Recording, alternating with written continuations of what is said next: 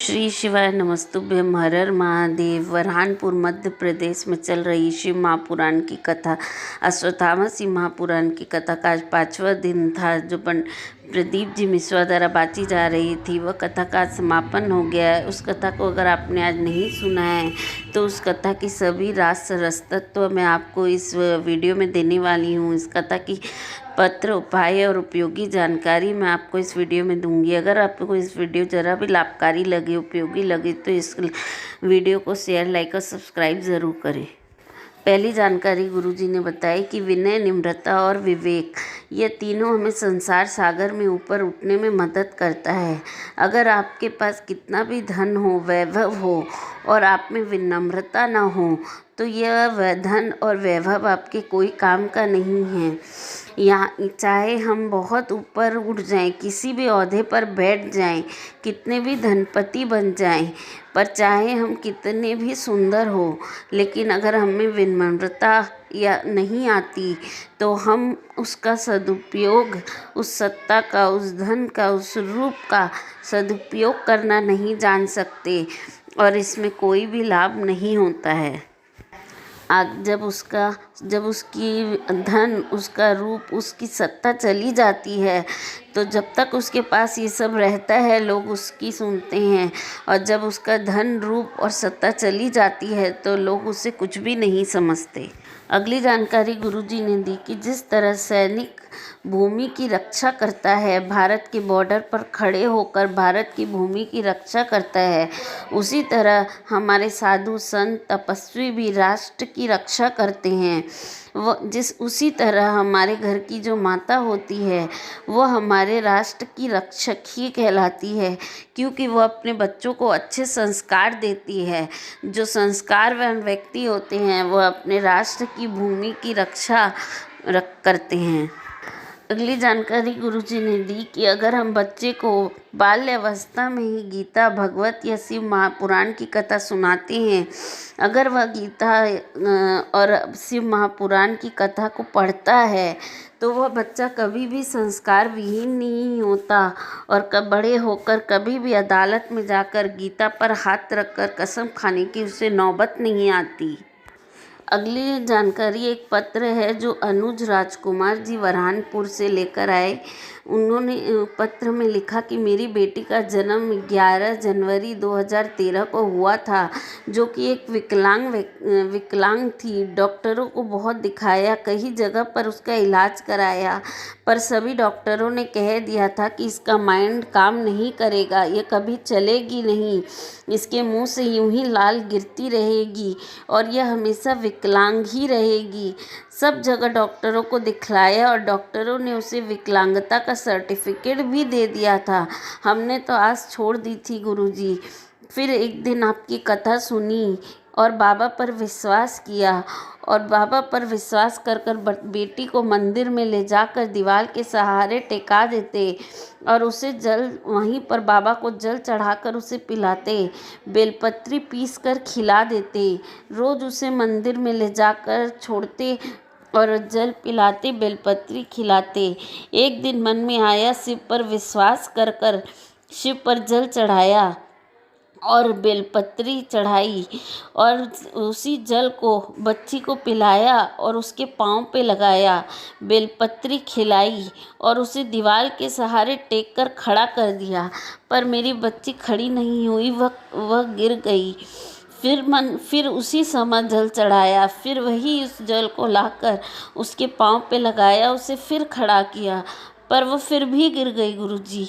फिर भी मैंने विश्वास नहीं छोड़ा, मैंने फिर से शिव को जल चढ़ाया, उस जल का उसे आचमन कराया, उसी जल को उसके पाँव पर लगाया। इस तरह कई बार कर्म करने के बाद गुरुजी, मेरी लड़की वहीं पर खड़ी हो गई और चलने लग गई।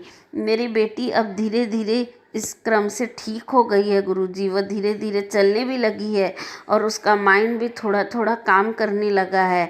ऐसा चमत्कार केवल महादेव ही कर सकते हैं। अगली जानकारी गुरुजी ने दी कि जब हमारे पास विवेक होता है तो उस विवेक का हम सदुपयोग करना चाहिए, उसका दुरुपयोग नहीं। हमें उस विवेक को किसी के जीवन में प्रसन्नता लाने के लिए करना चाहिए, किसी को उन्नति के रास्ते पर चढ़ाने के लिए करना चाहिए, किसी को नीचा दिखाना या किसी के जीवन में दुख लाने के लिए हमें ये विवेक का इस्तेमाल नहीं करना चाहिए।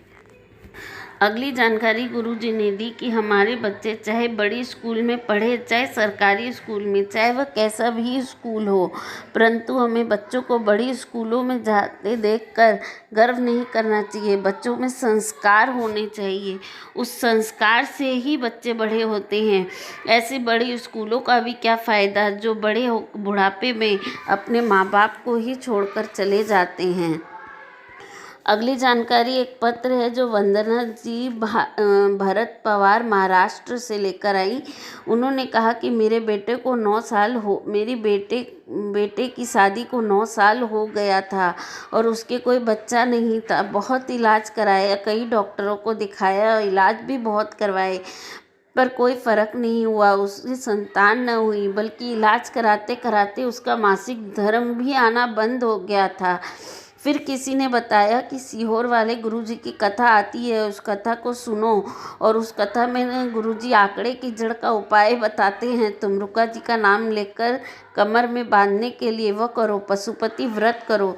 पर हमें विश्वास नहीं किया गुरुजी। हमने सोचा कि रोज़ ही महाराज आते जाते हैं और सब अपने अपना उपाय बताते हैं। आज पैसे के लिए तो कोई कुछ भी कर लेता है, पर फिर भी हमने पशुपति व्रत किया, पहला व्रत किया गुरुजी। पूजन कर कर शाम को जब घर आई तो मेरा पेट बहुत ज़ोर से दुखने लगा। इतना दुखा कि मुझे सहन नहीं हुआ। मैंने पूछा कि क्या पशुपति व्रत करने वालों का पेट दुखता है? फिर मैंने डॉक्टरों को दिखाया। डॉक्टर ने कहा कि आपका मासिक धर्म बंद हो गया है और आपके पेट में एक गांठ हो। आपका मासिक धर्म कब से बंद हुआ? उसने कहा। मैंने कहा कि 2-3 साल हो गए बंद हुए हुए। तो डॉक्टर ने बताया कि आपके पेट में एक गांठ हो गई है। फिर हमने दूसरे डॉक्टर को दिखाया गुरुजी। डॉक्टर ने कहा सोनोग्राफी करवाओ। हमने सोनोग्राफी कराया तो डॉक्टर ने कहा आपका पेट क्यों नहीं दुखेगा, आपके पेट में तो 7 महीने का बच्चा है। महादेव की कृपा से गुरुजी मेरे बेटे के यहाँ बच्चा हो गया, लड़के के रूप में प्राप्त हुआ।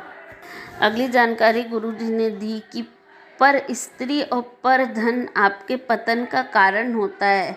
अगर हम किसी पर स्त्री पर नज़र रखते हैं या किसी का पर धन हम अपने पास रखते हैं, चुराते हैं, तो वह आगे जाकर हमारे पतन का कारण होता है। आगे गुरुजी ने कथा में सभी पति पत्नियों से एक निवेदन किया कि पति पत्नी आपस में अपने आप को एक वचन दे कि हम एक दूसरे के माता पिता का अपमान नहीं करेंगे, माता पिता का सम्मान करेंगे, एक दूसरे के माता पिता को अपशब्द का कथन नहीं कहेंगे।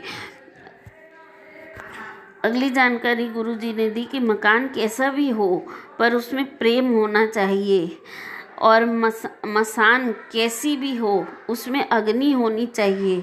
चाहे आप कच्चे या पक्के मकान में रहे, कितना भी आलीशान मकान में रहे, पर अगर आपस में घर वालों में प्रेम नहीं है तो वह घर कितना भी आलीशान हो वह आपको अच्छा नहीं लगता। इसीलिए घर कैसा भी हो, घर वालों में प्रेम होना चाहिए। अगली जानकारी गुरुजी ने दी कि जैसे बच्चा अपनी माता की गोद में सोता है तो उसे सबसे अच्छी नींद आती है। न उसे वह नींद गद्दे पे, न पालने में, न झोली में, कहीं नहीं आती।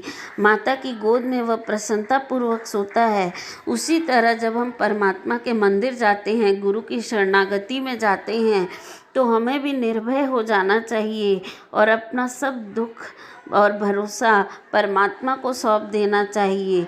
जो भी हमें चिंता, दुख, तकलीफ़ होती है वह सब उसे सौंप कर उसको समर्पित कर देना चाहिए और हमें भयहीन हो जाना चाहिए। अगली जानकारी भी एक पत्र है जो निधि जितेंद्र पाटिल जी लेकर आई थी। उन्होंने बताया कि जन्म से ही मेरी बेटी दिव्यांग थी। जन्म से ही उसे बोलना और सुनना नहीं आता था। 12 वर्ष की हो गई थी।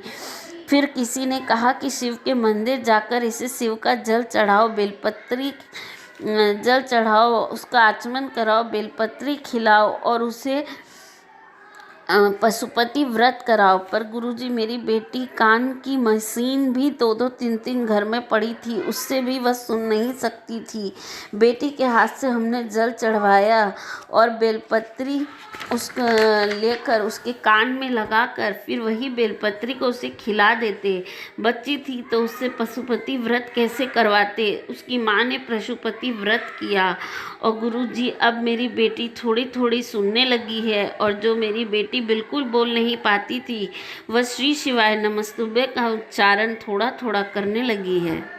अगली जानकारी भी एक पत्र है जो रेखा चौहान जी जलगांव से लेकर आई थी। उन्होंने कहा कि मेरे घर में एक गठान थी, डॉक्टरों ने दूसरी तरह की गठान बता दी थी और डॉक्टर की दवाई लेकर आई और बाबा को जल चढ़ाती, बेलपत्र चढ़ाती और उन जल और बेलपत्री का आचमन करती और जो दवाई लेकर आई थी उसे कुंदकेश्वर के नाम से खा लेती थी। दवाई और जल और बेलपत्र भी कुंदकेश्वर के नाम से खाती। दोबारा जब मैं जांच कराने गई तो डॉक्टर भी हैरान रह गए थे कि वह गठान कहाँ गई, जो गठान पूरी गल चुकी थी गुरुदेव। अगली जानकारी गुरुजी ने बताई कि शिव पर जल वही चढ़ा सकता है जो महादेव को पसंद आता है। शिवालय में भी वही जा सकता है जो महादेव जिसको बुलाता है और जिसको पसंद करता है। जिस तरह हम अपने घर में कोई कबाड़ नहीं रखते जो हमें पसंद नहीं होता, उसी तरह महादेव भी अपने शिवालय में उन्हें नहीं बुलाते जिन्हें वह पसंद नहीं करते। महादेव भी अपने मंदिर, अपने शिवालय में जल चढ़ाने उसी को बुलाते हैं जिसको महादेव पसंद करते हैं। इस कथा की सारी जानकारी उपयोगी पत्र मैंने आपको बताए हैं। इस कथा का सार अस्तित्व मैंने आपको इस वीडियो में दिया है। अगर ये वीडियो आपको अच्छी लगे तो इसको लाइक से सब्सक्राइब ज़रूर करें।